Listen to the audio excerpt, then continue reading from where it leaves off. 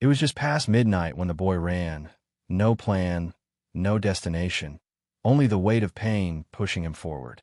The city lights blurred behind him, fading into the darkness as his footsteps echoed through empty streets.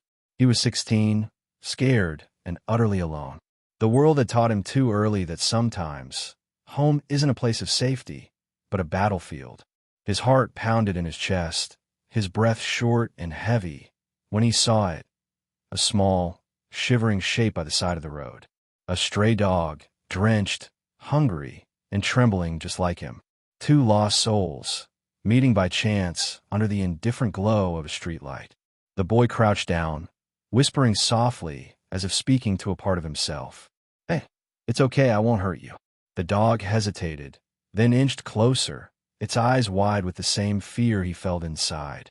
When their hands and paws finally met, something wordless passed between them, a fragile understanding that neither of them had anyone else. But maybe, just maybe, they had found each other. They wandered together through the night, sharing scraps of food and warmth. The boy wrapped the dog in his jacket, ignoring the cold that bit through his own skin.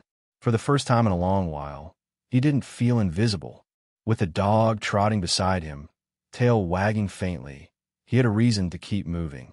The world was still cruel, but at least now he wasn't facing it alone. As dawn crept across the sky, they found themselves near the edge of town. Exhausted, the boy sat beside an abandoned gas station, holding the dog close. He didn't know what would come next, only that turning back was not an option. He closed his eyes, whispering to the animal, "We'll figure it out, okay? You and me." But fate had other plans. In the distance, a deep rumble broke the silence, the sound of motorcycle engines approaching. He looked up, his heart racing again. The noise grew louder, closer, until a group of bikers appeared, their headlights cutting through the morning haze. For a moment, fear returned. He didn't know if they were trouble or salvation. But as they slowed to a stop, something in their eyes told him everything he needed to know. They didn't see a runaway boy and a stray dog. They saw family, waiting to be found. The bikers stopped a few feet away, their engines idling low, the air thick with uncertainty. The boy's instinct was to protect the dog, pulling it close to his chest, as if shielding it from whatever might come next. He had seen too much of the world's cruelty to expect kindness from strangers. But then, the leader of the group, an older man with a rugged face and kind eyes, removed his helmet and knelt down to the boy's level. "Easy, kid," he said softly. "We're not here to hurt you." His voice carried warmth, the kind that disarmed walls built over years of pain. The dog growled at first, but the man didn't flinch. Instead, he reached into his pocket, pulled out a piece of jerky, and placed it gently on the ground. "For him," he said with a small smile. The dog sniffed the air, hesitant, then slowly took a step forward. In that simple exchange, the tension began to fade. The boy watched in silence, his eyes darting between the stranger and the animal, unable to decide which of them to trust first. "What's your name?" another biker asked, his voice gruff but not unkind. The boy hesitated. "Eli," he finally muttered. "And this?" The leader gestured toward the dog, who now sat obediently beside him. Eli shrugged. I don't know. Found him last night." The leader's gaze softened. "Then maybe you both found each other." Eli looked down, his fingers brushing against the dog's fur. It had been so long since anyone had spoken to him without anger or pity. The bikers could sense his hesitation, the way he flinched at every sudden sound. "Where are you headed?" the leader asked. "Nowhere," Eli replied. "Just away." The group exchanged glances, silent communication born from years of brotherhood. The leader stood, his shadow long under the morning light. "Well," he said finally, "if you're going nowhere, that's exactly where we're going too. You can ride with us, if you want." Eli blinked, unsure he'd heard right. Strangers offering him not pity, but a place. He didn't answer immediately, but when the dog nudged his hand and wagged its tail, the decision came easier than he expected. For the first time in a long time, Eli decided to follow someone, not because he had to, but because he wanted to. The roar of the engines filled the air again as Eli climbed onto the back of one of the bikes, the dog safely cradled in his arms. The wind whipped through his hair, carrying away the dust, the fear, the loneliness. For the first time in years, he felt free, not just from the walls he'd escaped, but from the weight of being unwanted. The bikers didn't ask questions. They didn't need to.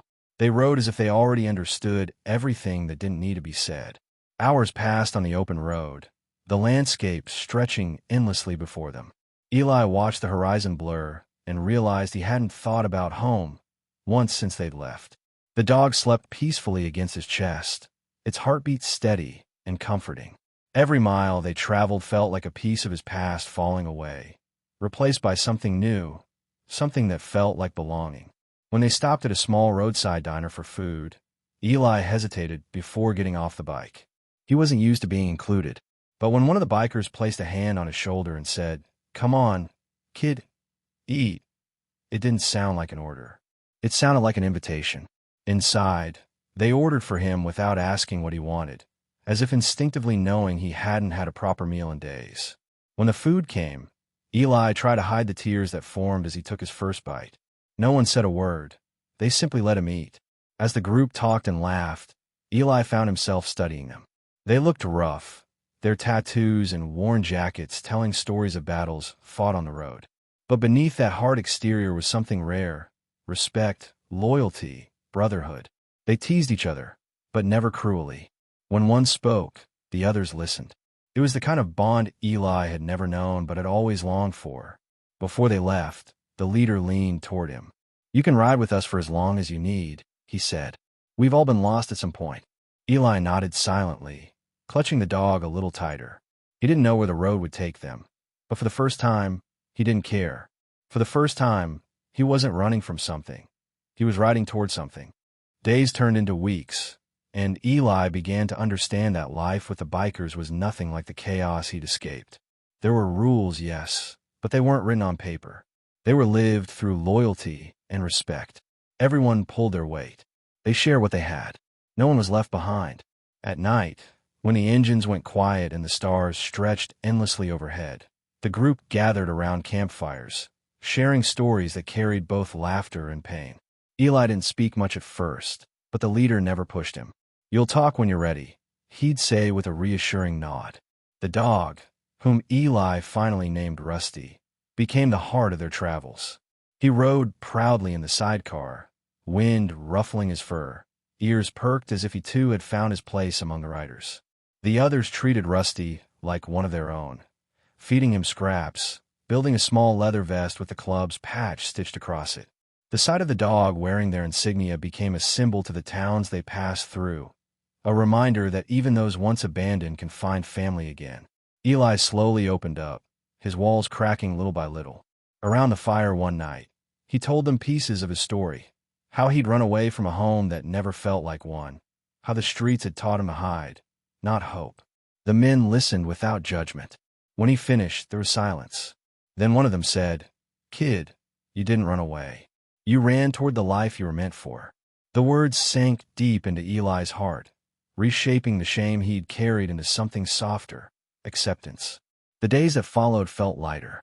The club began teaching him everything they knew: how to fix bikes, read a map, and survive on the road. Eli listened carefully, eager to learn. The leader watched with quiet pride. "He's got good hands," he said once. "And a good heart, too." The others nodded in agreement, knowing full well that both were rare gifts in a world that often broke people before they had the chance to become whole. And as the road stretched endlessly ahead, Eli began to realize something powerful. Home wasn't where you came from. It wasn't even a place. It was people, the ones who saw you at your lowest and chose to lift you up anyway. For the first time, he wasn't afraid of tomorrow.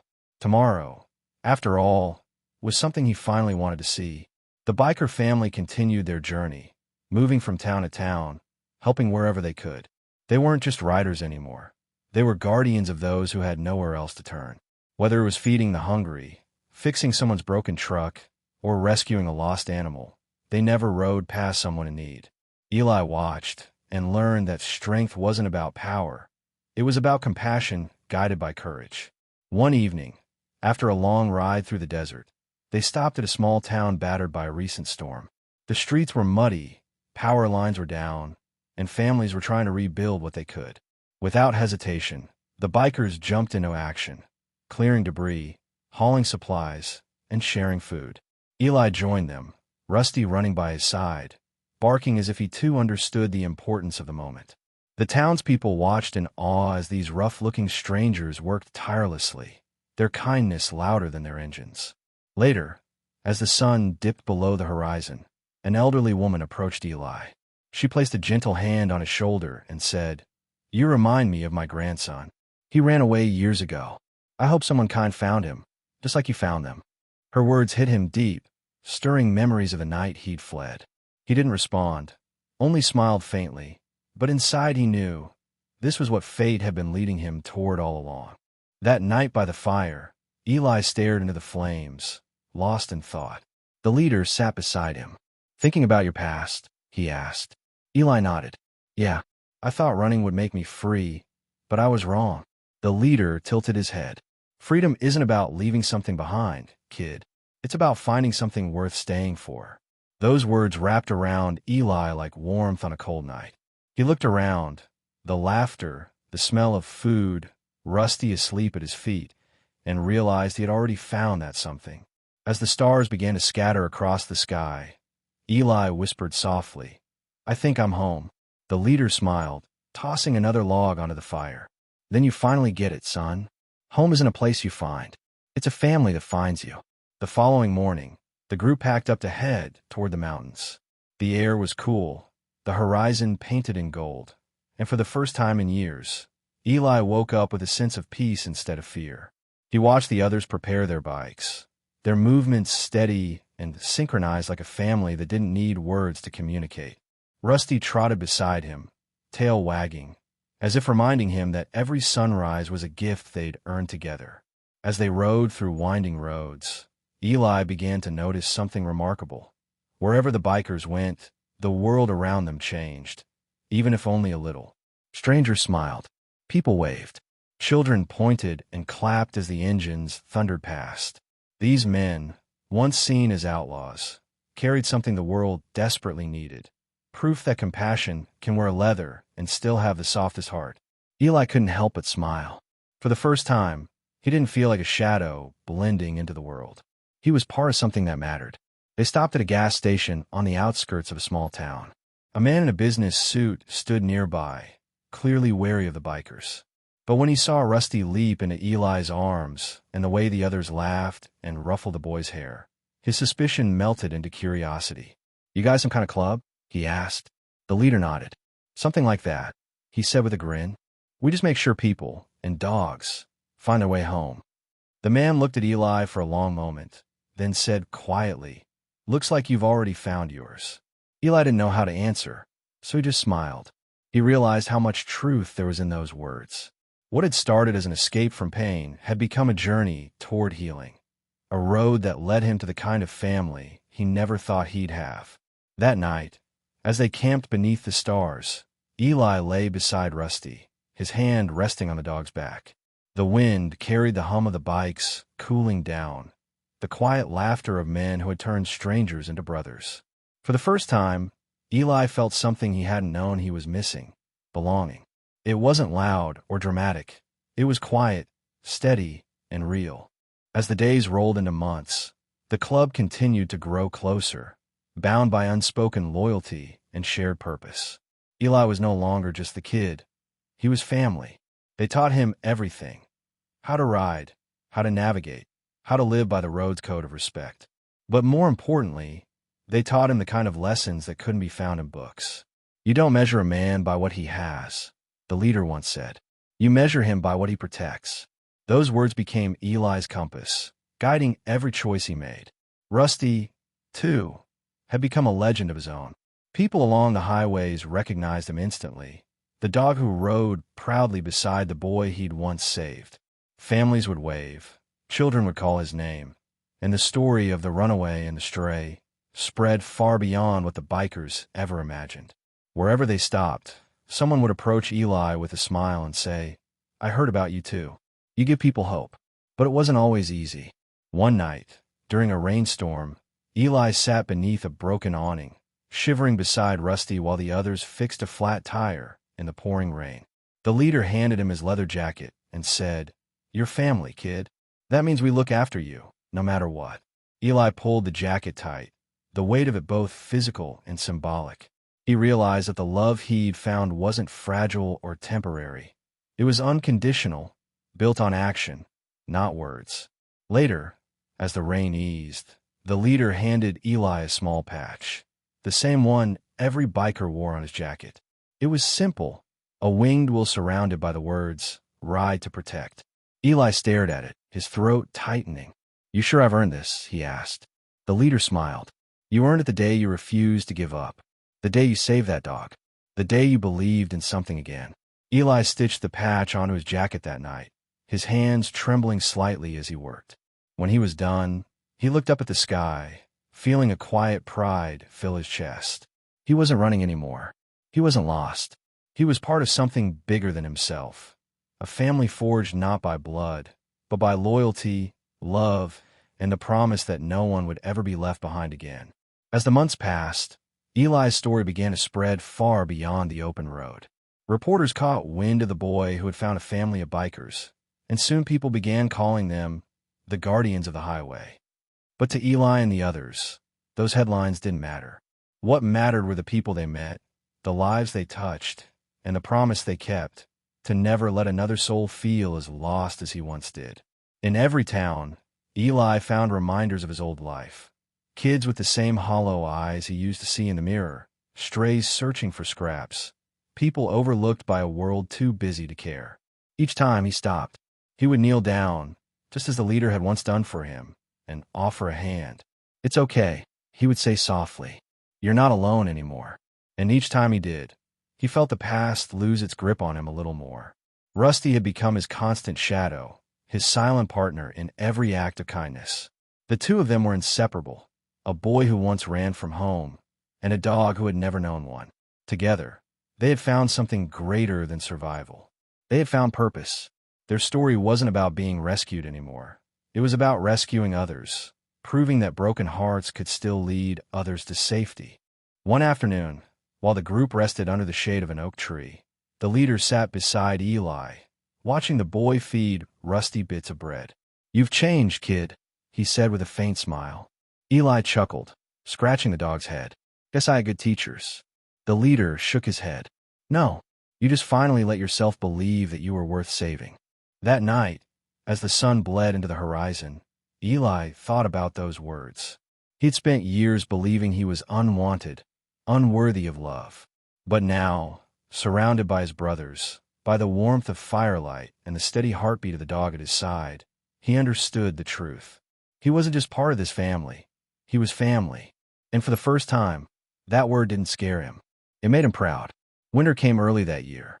The roads grew colder, the nights longer, but the bond between them only strengthened. They rode through snow and rain, always together, always unstoppable. To anyone watching from the outside, they looked like a gang of misfits. But to those who really saw them, they were something sacred, proof that love can be built from the ruins of pain, that family can be found in the most unexpected places. During one of their stops, they met a small-town sheriff who recognized Eli from a missing person report filed years earlier. "Your folks ever look for you, kid?" he asked. Eli paused, unsure how to answer. He glanced at the leader, then at Rusty, who sat faithfully by his side. "No," he said finally, his voice steady, "but I found the ones who did." The sheriff nodded, understanding more than words could say. The next morning, as frost clung to the ground, the group prepared to head out again. The leader handed Eli a map and said, "This time, you lead." Eli hesitated, overwhelmed by the weight of that trust. "You sure?" The man smiled. "You've earned it." With Rusty in his sidecar and the road stretching ahead like an open promise, Eli revved the engine. The roar that followed wasn't just sound. It was freedom. As they rode into the sunrise, people waved from their porches, some shouting, "There go the Guardians." The title made Eli grin. It wasn't about recognition. It was about belonging. Every mile they rode carried a message. You don't need to be perfect to make a difference. You just need the courage to care, even when no one else does. And as the horizon opened before them, the boy who had once run from everything found himself riding towards something he never thought he'd have, a future. The runaway and the stray had become symbols of hope on the open road, living proof that love doesn't need blood or walls to call something home. By spring, Eli was no longer the quiet boy who hid behind shadows. He had grown into someone new, confident, grounded, and brave. The leader often said he'd found his fire, and everyone in the club agreed. The road had shaped him, not through ease, but through endurance. Each challenge, each sleepless night, each act of kindness had chiseled away the fear until what remained was strength, a kind that didn't roar but spoke in actions. And Rusty, always by his side, mirrored that transformation. The once scared stray now walked with his head high, his eyes full of life. Everywhere they went, people recognized them. Some called them heroes, others simply smiled in gratitude. But Eli didn't see himself that way. "We just do what we can," he'd say. "That's what family does." Still, deep down, he knew something extraordinary had happened. Two beings who were once broken had healed together, and their healing had become a refuge for others. One day, as they were riding through the open plains, a car broke down on the side of the road. Without hesitation, the group pulled over. A woman and her young daughter stood beside it, stranded and afraid. Eli walked up, offered a warm smile, and said, "Don't worry, we've got you." The girl's eyes widened when she saw Rusty trotting beside him. "Is that your dog?" she asked. Eli grinned. "No," he said softly. "He's my best friend." After helping them get back on the road, the little girl handed Eli a small piece of paper. On it, she had drawn a stick figure of him, Rusty, and the bikers surrounded by hearts. "You helped us," she said, "so now you can help more people." Eli looked at the paper for a long moment before tucking it into his jacket pocket. It wasn't just a drawing. It was a reminder of why he kept writing. That night, as they camped under the stars, Eli looked at Rusty and whispered, "We did good today." The dog nuzzled closer, tail wagging gently. Eli smiled. "Guess this is who we are now, huh? The ones who stop." Rusty barked softly, as if agreeing. And in that moment, Eli realized that no matter where the road led, they would always have a purpose and a home wherever they chose to build it. Years later, the legend of the runaway and the stray had become a story passed down on highways and in diners across the country. People spoke of them with warmth, saying that whenever a biker stopped to help a stranger, it was because of them. The Guardians had inspired a movement, one that reminded the world that love and loyalty could exist in even the roughest hearts. And though many of those who rode with Eli had aged, their spirit never dimmed.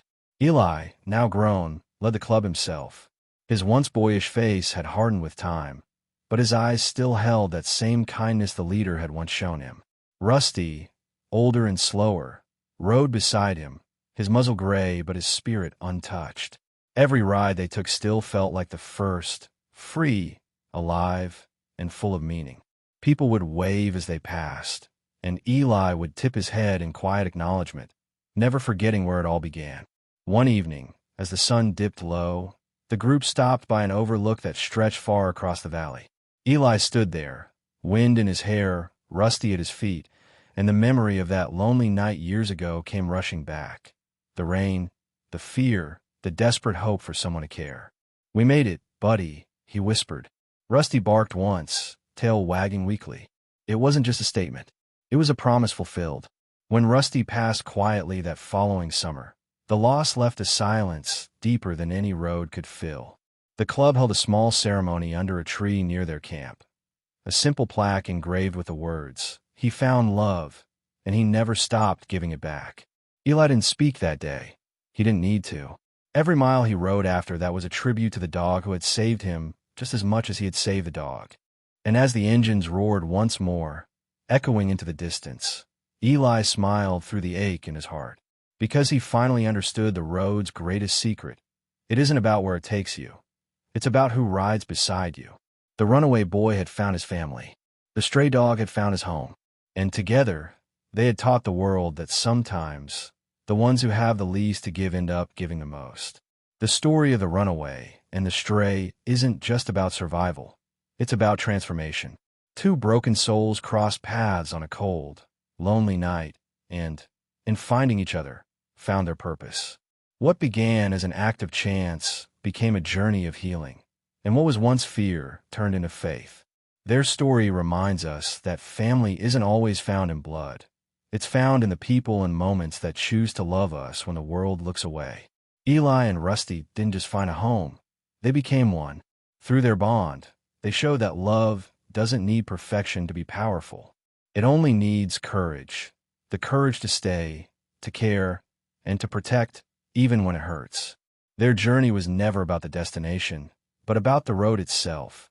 The miles that taught them compassion, loyalty, and the quiet strength that comes from refusing to give up on someone. As the years passed, their legend became more than just a tale. It became a mirror for anyone who has ever felt lost.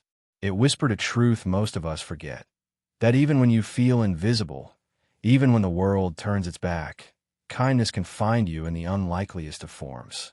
Sometimes, it rides in on the sound of roaring engines. Sometimes it wags its tail and curls up beside you. And perhaps that's the lesson this story leaves behind, that love doesn't save us in grand gestures, but in the small moments where someone simply decides to stay. That every act of compassion, no matter how small, can ripple across the world and change it for the better. Because the greatest journeys aren't about escaping pain. They're about finding the people who help you heal from it. If this story touched you, let it stay with you. Leave a comment sharing what home means to you. Like the video if you believe the world needs more kindness like Eli's and more loyalty like Rusty's. And don't forget to subscribe for more stories that remind us all, even in the darkest nights, there's always a road leading toward hope.